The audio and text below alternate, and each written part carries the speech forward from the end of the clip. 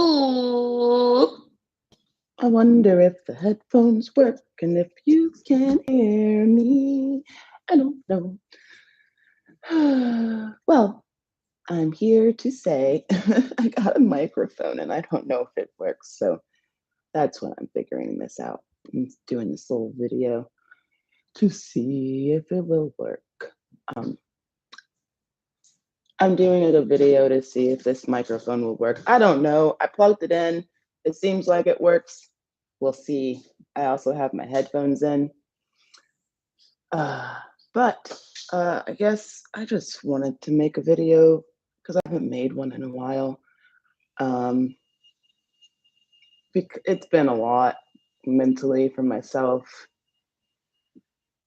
not having medication that's necessary, people dying, but I'm alive. So that's good.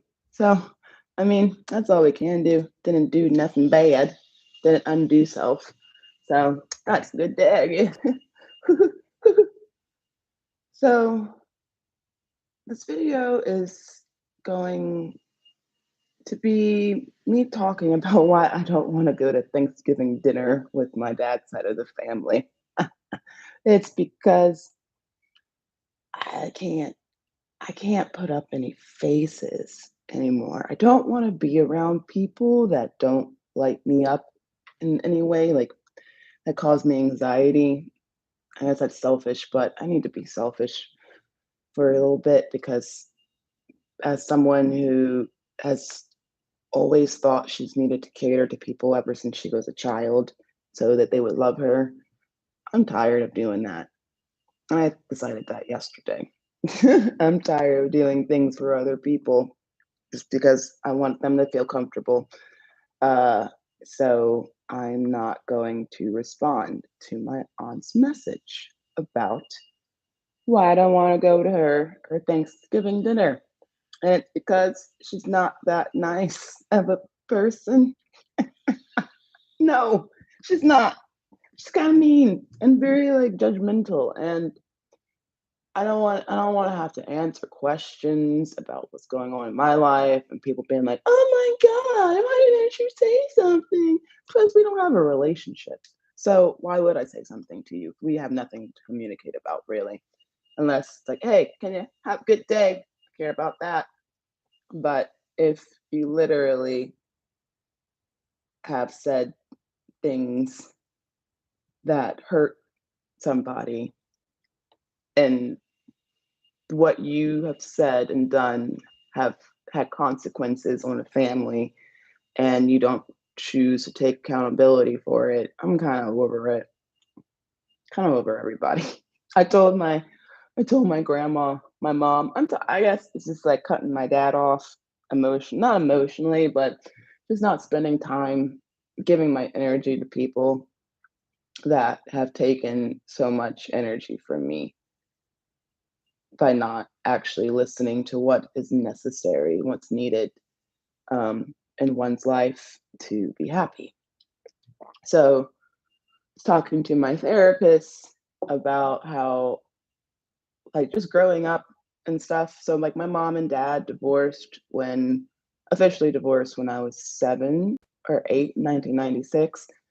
And before that, before the divorce, when I was 4, my dad took my sister and I up to my grandparents' house, and she and I stayed with my grandparents for a year. And I really can't remember if I talked to my mom during that time, but it was my first year in kindergarten. It was kindergarten. I started kindergarten with my grandparents and stuff, not with my mom. Had no idea what was going on. And then my sister and I moved back with my mom and my little brother and our little brother, and we would live with her for like 7 years or so, 7 or 8 years.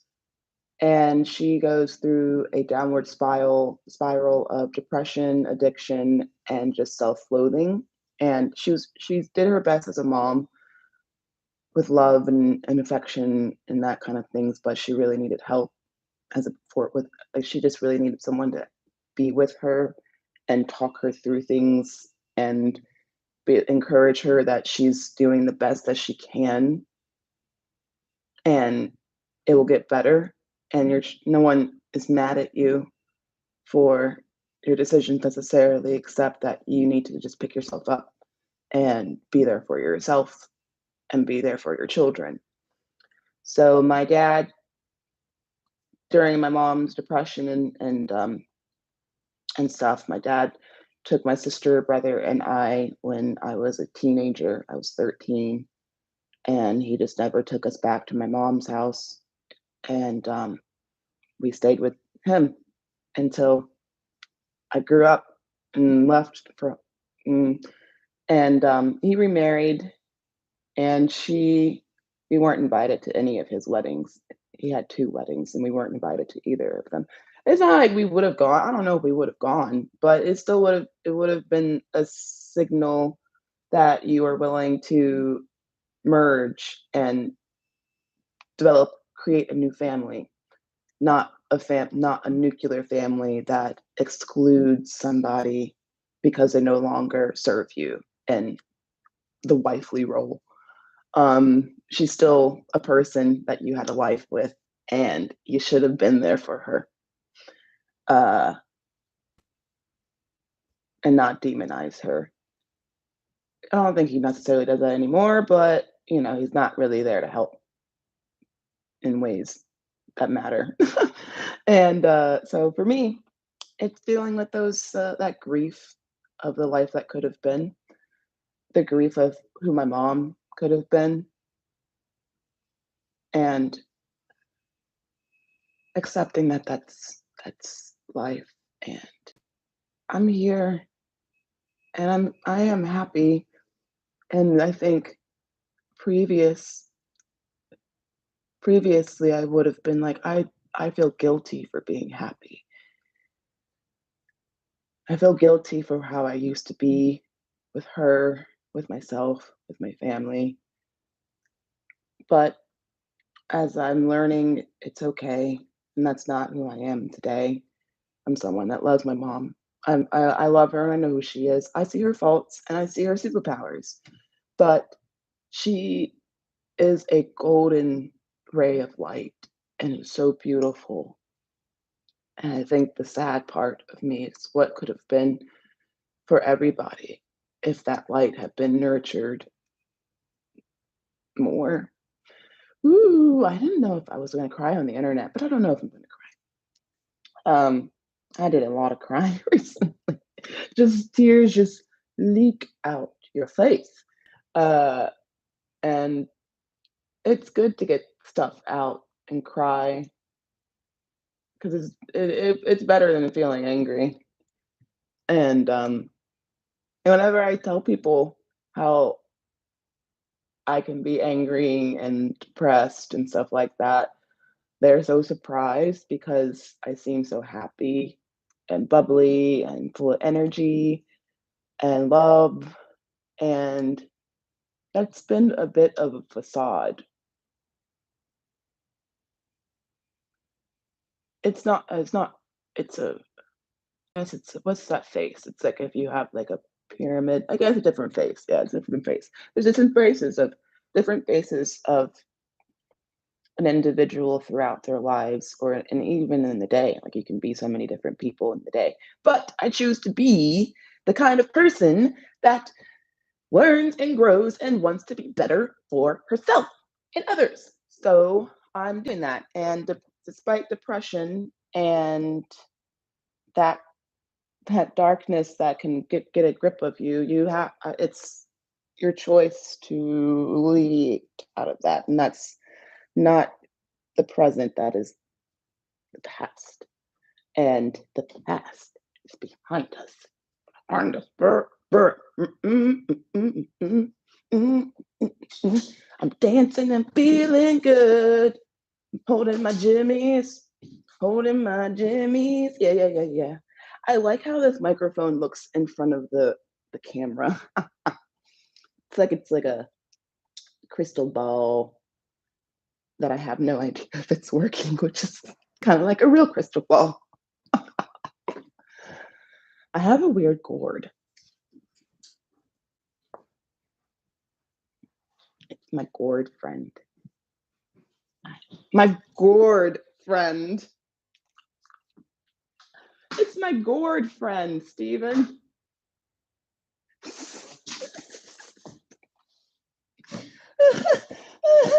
Words are so funny. Like how you can have a bear. What was it? That was cracking me up the other day. Not the nobody, like nobody. Mm-mm. Not you, nobody. It was hair. It was something, and I'm gonna probably remember it later today. And I'm try to forget about it until that time comes. But English is fun and weird and interesting, and I'm having revelations that adjectives are interesting. What do adjectives do? Are adjectives similar to verbs? Or adjectives, wait, adjectives make things do. No, that's verb. Verbs are what you do. That's that commercial. Nouns are descriptive, but adjectives do adjuncting, so they add the verb and noun. Like, but an adjective can become a noun, right? Oh, I really want to get my phone. I don't have, wait, let's look it up. Adjectives and phone. Oh. What's up, Bruce?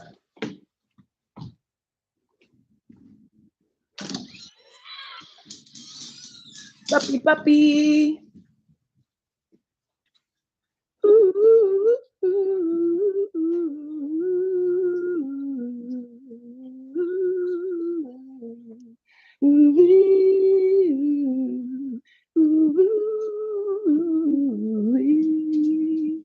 I'm just gonna sing and dance and be me to feel good. My gourd, oh gourd, oh gourd, oh gourd, oh gourd, oh gourd. That's right, Bruce. It's a Brucey gourd. It's a gourdy gourd, gourd, gourd. Let's see. All right. Well, I'm Kenya. And I think I'm just going to be doing videos where I talk randomly. Yeah. So have a good day. Bye bye.